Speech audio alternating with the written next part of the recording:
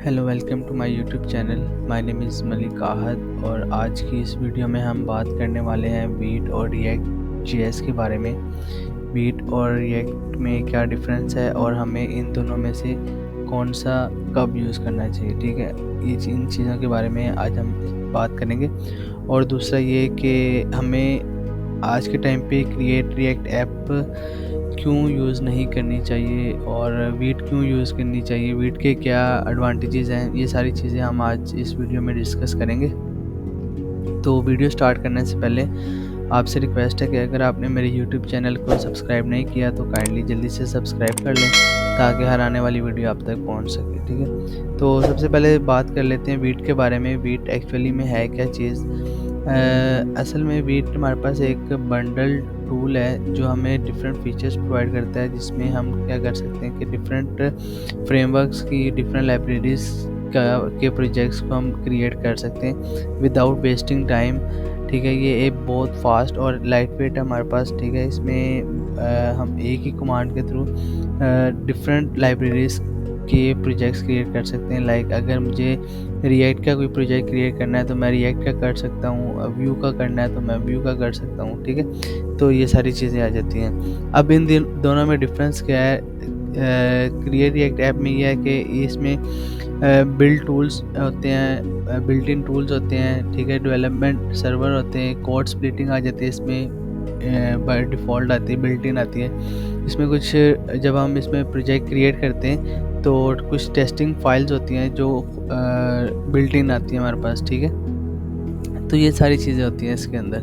और उसके बाद जो वीट है हमारे पास, वीट क्या हमारे पास अभी मैंने आपको बताया कि फास्ट और लाइट वेट एक बंडल टूल है, ठीक है। जिसमें ये क्या यूज़ करते हैं, हमारे पास नेटिव ईएस मॉड्यूल्स यूज़ करते हैं, नेटिव सर्वर यूज़ करते हैं जो कि इसके अपने हैं, जिसकी वजह से ये फास्ट है as compare to create react app के, ठीक है। अब इनमें जो की डिफरेंस है वो ये है कि जो क्रिएट रिएक्ट ऐप है वो यूज़ करता है वेब पैक को, और वीट जो है वो अपने नेटिव बिल्ड टूल को यूज़ करता है, ठीक है। और जो वीट है वो फुल सपोर्ट करता है प्योर जीएस, मतलब कि प्योर जावास्क्रिप्ट को ये सपोर्ट करता है, ठीक। उसके बाद which tool is best for react app, ठीक है। कि मतलब हमारे पास इन दोनों में से रिएक्ट ऐप को क्रिएट करने के लिए कौन सा बेस्ट टूल है। अच्छा, ये डिपेंड करता है आपकी रिक्वायरमेंट्स के ऊपर, आपके प्रोजेक्ट की स्केलेबिलिटी के ऊपर। अगर आपका कोई प्रोजेक्ट साइज स्मॉल है तो आप वीट के थ्रू इसको बिल्ड कर सकते हैं, और अगर आपका कोई प्रोजेक्ट है जो लार्ज स्केल पे है तो उसके लिए आपको क्रिएट रिएक्ट ऐप यूज़ करना पड़ेगा। और अगर आप न्यू हैं रिएक्ट में तो आपके लिए क्रिएट रिएक्ट ऐप बेस्ट रहेगा, क्योंकि इसमें ये होता है कि जब आप क्रिएट रिएक्ट ऐप करते हैं तो आपके पास डिफरेंट फाइल्स होती हैं जो खुद ब खुद जनरेट हो जाती हैं। आपको खुद से जनरेट क्रिएट करने की ज़रूरत नहीं होती, ठीक है। उसके बाद कुछ और चीज़ें भी हैं जो डिफरेंस है इनमें, तो वो जब हम प्रोजेक्ट क्रिएट करेंगे तब उसको डिस्कस करते हैं। तो चलते हैं वीट के थ्रू प्रोजेक्ट क्रिएट करके मैं दिखाता हूँ आपको। तो स्टार्ट करते हैं। अच्छा जी, यहाँ पे हम अपने विजुअल स्टूडियो कोड पे आ गए।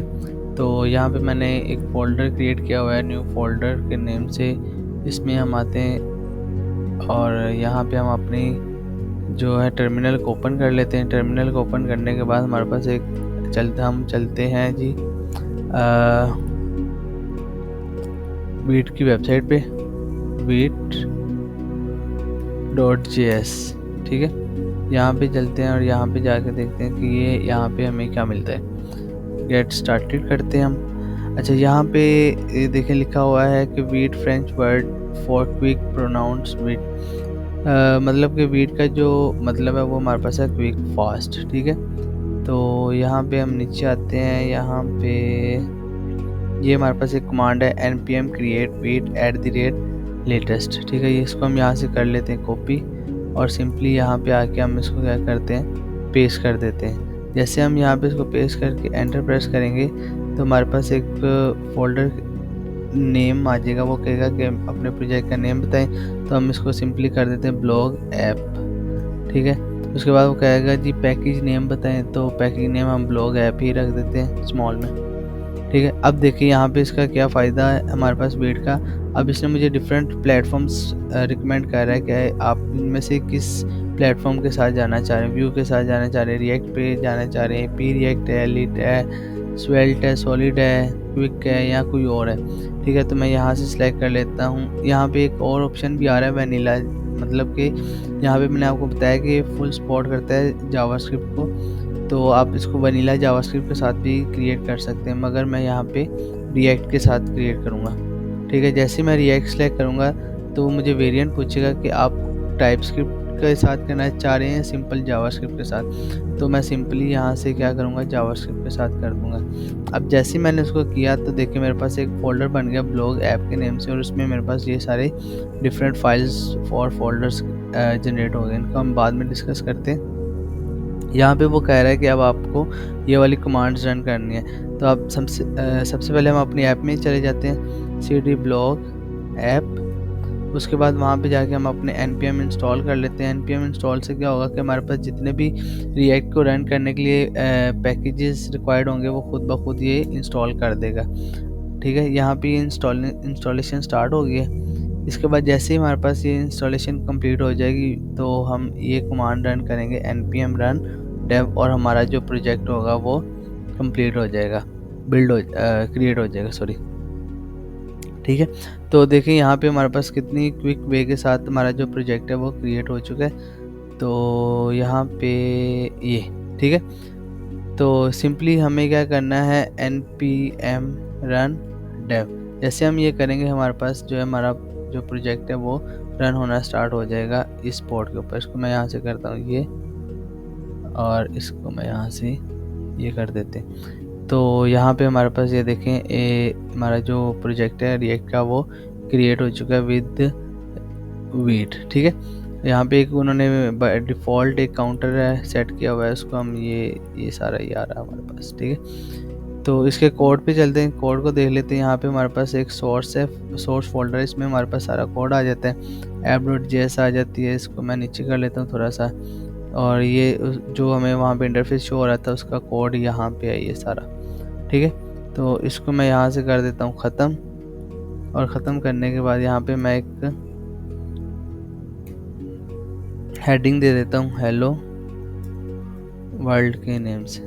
ठीक है, और इसको भी मैं यहाँ से कर देता हूँ ख़त्म, ये यहाँ से हो जाएगा ये ख़त्म, ये हो जाएगा यहाँ से ख़त्म। ठीक है, तो चलते हैं हम अपने फ्रंट एंड पे, तो यहाँ पे हमारे पास आ गया हेलो वर्ल्ड। तो इस तरह हम जो है वो वीट की हेल्प से अपने रिएक्ट के जो प्रोजेक्ट है उसको हम क्रिएट कर सकते हैं। और आज के टाइम पे ऑलमोस्ट जितने भी डेवलपर्स हैं, फ्रंट एंड डेवलपर्स हैं, वो ज़्यादातर जो यूज़ है वो वीट का करते हैं, क्योंकि वीट हमें डिफरेंट ऑप्शंस प्रोवाइड करता है, डिफरेंट लाइब्रेरीज़ के ऑप्शंस प्रोवाइड करता है जो हम इजीली क्रिएट कर सकते हैं।